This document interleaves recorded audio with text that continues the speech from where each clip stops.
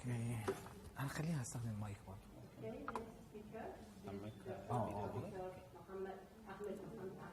محمود محمد نعم.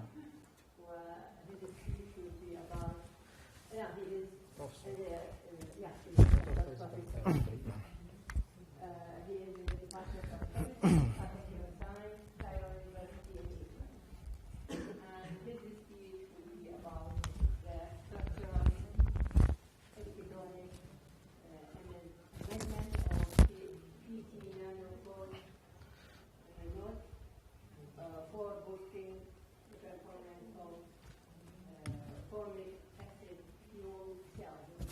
Sorry, my glasses get that. That's why I didn't get that. But when I Okay, assalamu alaikum wa rahmatullah. Good afternoon again, everybody. My name is Ahmed Mahmoud Muhammad.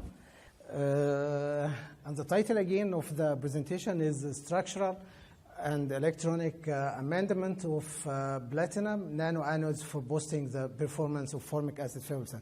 So the topic may be a little bit different from what we have here today. We are working in the lab of Cairo University.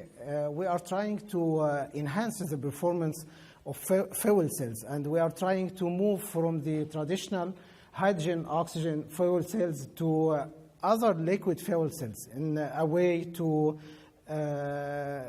save the headaches of working with hydrogen and the hydrogen storage and the hydrogen transport. So we are trying to find another liquid fuels that can work with the same or even better efficiency than the hydrogen in this work. So the flow of the presentation will look like the slide you are seeing now. So I will talk very quickly about the energy services and the importance of having modern energy services and how the economical development is measured now with the facilities and the access to these resources.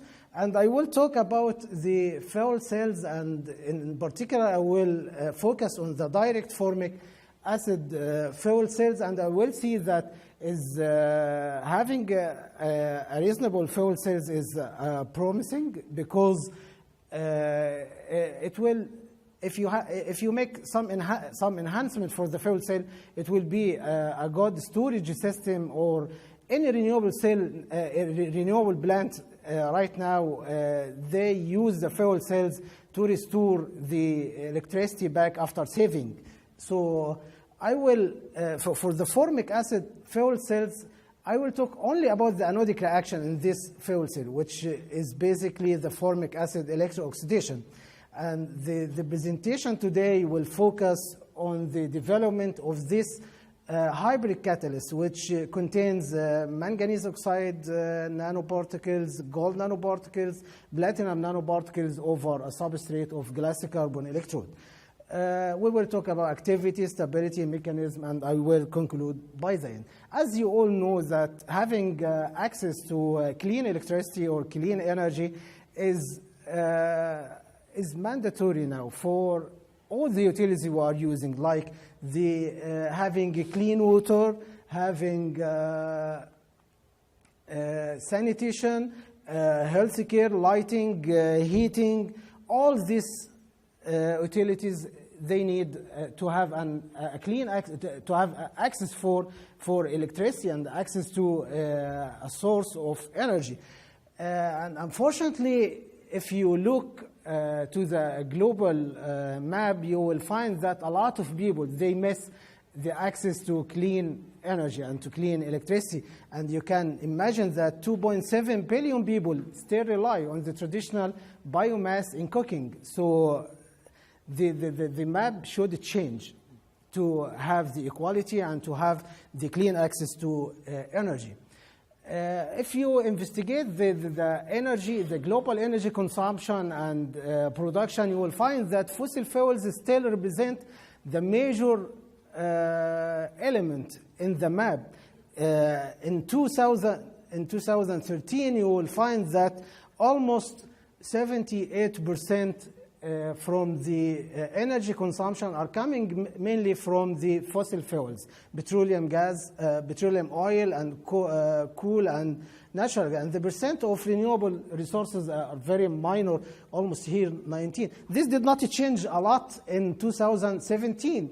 2017 also the percentage, if you make a summation for this, you will find that still we are using almost 85% from the fossil fuels in the energy consumption, the global energy consumption, and also the percentage of the renewable resources is still very low. Actually, the technologies here are very expensive, and people are trying now to find cheaper materials, to find efficient materials, to use solar energy, to use the storage systems. So the research is growing in this area, but also the global population, the population is growing more and more.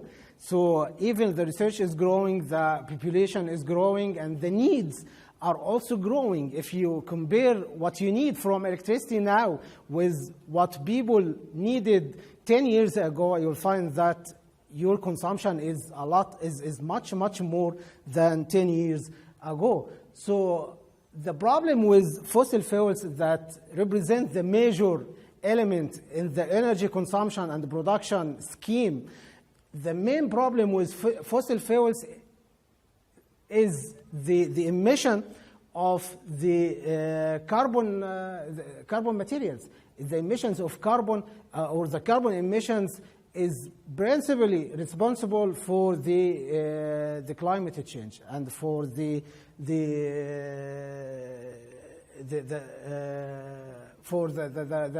climate change. Okay, so if you imagine that per year we have almost billions of tons of carbon emitting from the traditional combustion of fossil fuels. All these carbon emissions are very dangerous, so we need to change this to go to renewable resources. Also, the fossil fuels are not renewable, and it requires a lot of infrastructure for the installation, and is headache, is polluting. All these drawbacks motivated research to go to renewable resources. If you look to the saving mechanisms for the energy, we can compare the capacitors with the supercapacitors, batteries, and the fuel cell.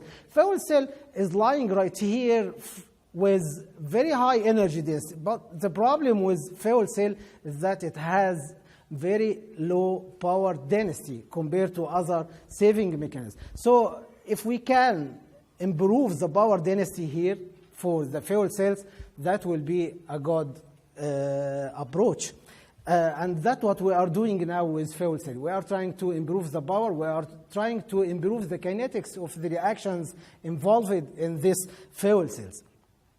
Also, fuel cells enjoys these features: enhanced efficiency, which sometimes reach to 60% in electrical energy conversion, and sometimes up to 80% if you consider also the heat with the electricity. Also, the fuel cells is reliable, has robustness, is safe, it has moving flexibility, low emissions. All these are the features of fuel cell. That what makes fuel cells interesting for a lot of portable and stationary applications, like the electrical vehicles that is right now everywhere in Europe and in Japan, in America. You can find the electrical car everywhere.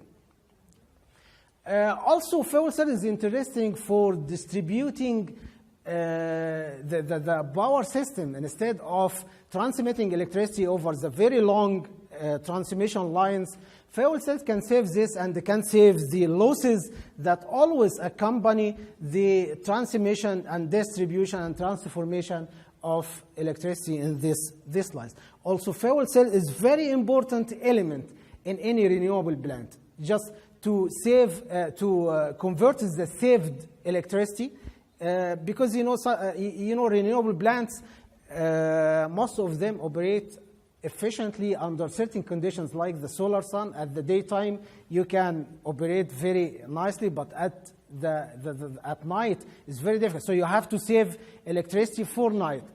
One of the best mechanisms for saving electricity is to save this in energy, in hydrogen.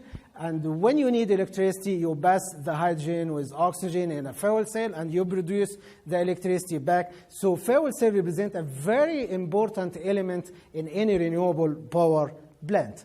The problem, as I said, in the fuel cell is still expensive, very expensive, because it uses very precious metals like platinum, palladium, like this as a catalyst. So we need to shrink the mass, or we need to reduce the mass of these precious metals to have a cheaper fuel cell. And that's what we are doing with nanotechnology. We are trying to reduce the amount of the precious metal. We are trying to modify, to make, to tailor-design the surface to lower or to reduce the amount of platinum or the palladium used.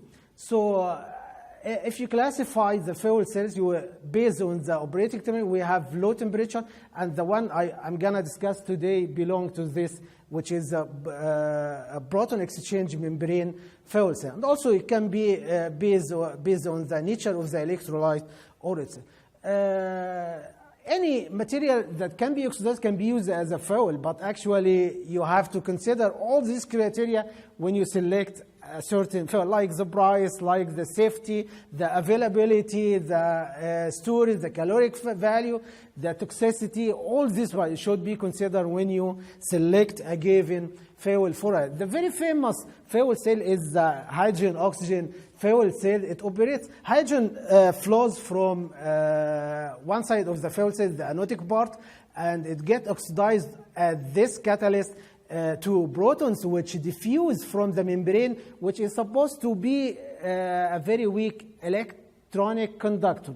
Supposed to be very weak electronic so that the electrons will pass in the wire system right here to come here with the proton to reduce oxygen at this part. So the output of this reaction is basically clean water and heat. So this is the traditional hydrogen fuel cell. But the problem with the hydrogen fuel cell is the risk operation with the storage of hydrogen and transportation of hydrogen, and like this. So we are motivating to move into the liquid fuel cell. One of the interesting replacement for hydrogen fuel cell is the formic acid fuel cell. And the anodic reaction for this is the formic acid electro-oxidation. And this is the reaction. And as you know, formic acid is used as food additives in the industry, so it's very safe, and it has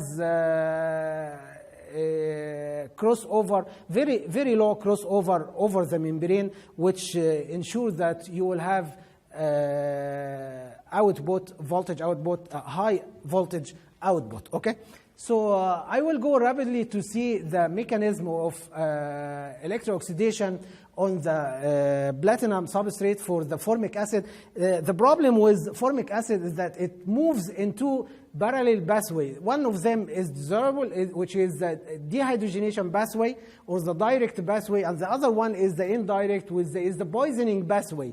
The problem with the platinum substrates actually is the poisoning with the carbon monoxide, which typically produced during the reaction in a non-Faradic dissociation reaction. Okay, so which poison the platinum substrates and ultimately decay the performance of the fuel cell. If we can overcome this poisoning, that will enhance the efficiency of the fuel cell a lot. Okay, so the entire work is dedicated to mitigate the CO poisoning during the oxidation of formic acid. And a lot of ways addressed how we can improve this.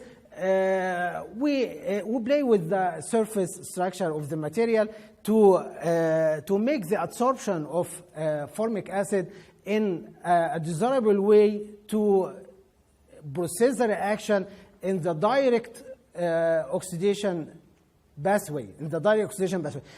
Literature, if you investigate the literature, you will find that this absorption mode is favorable for the direct oxidation, but this one is favorable for the indirect oxidation pathway. So we are trying to modify the platinum substrates with different material, different atoms, foreign atoms here like this. And in our case, we are modifying with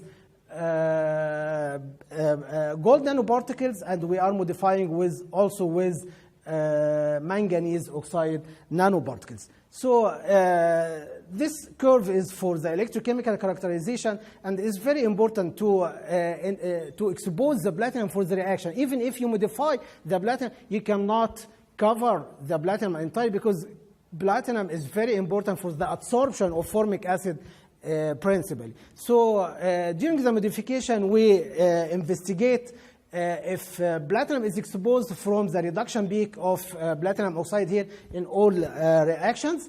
And you can see that this picture is for platinum nanoparticles over the GC substrate. We have a spherical nanoparticle with 65 nanometer, and this after gold deposition, gold nanoparticle deposition, and this one after manganese oxide deposition. The ADX confirmed the deposition, successful deposition of all the catalytic ingredients, and XRD confirmed the deposition of this phase, which is active phase for formic acid electro-oxidation. And actually, this is electrochemical cyclic voltammetry for the reaction at all the electrodes. We definitely investigated the order, the effect of the order of the catalytic ingredients, and also the loading. And we have two indices here to indicate the performance of the electrode. With the best modification was obtained for this catalyst, and we succeeded to obtain almost 60-70 times percent increase in the catalytic activity. And this table summarizes the electrochemical data. This is the catalytic parameters that we use to probe the catalytic activity, and we have reduction in the onset potential for the reactions, and we succeeded to design experiment that we can use in electrocatalysis to instead of XPS, we can also get information about the electronic modification of the surface, and EIS measurements succeeded to analyze the enhancement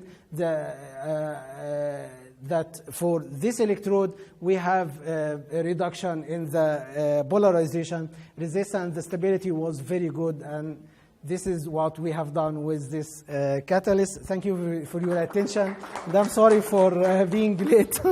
Thank you very much. Always you need more time. Thanks a lot.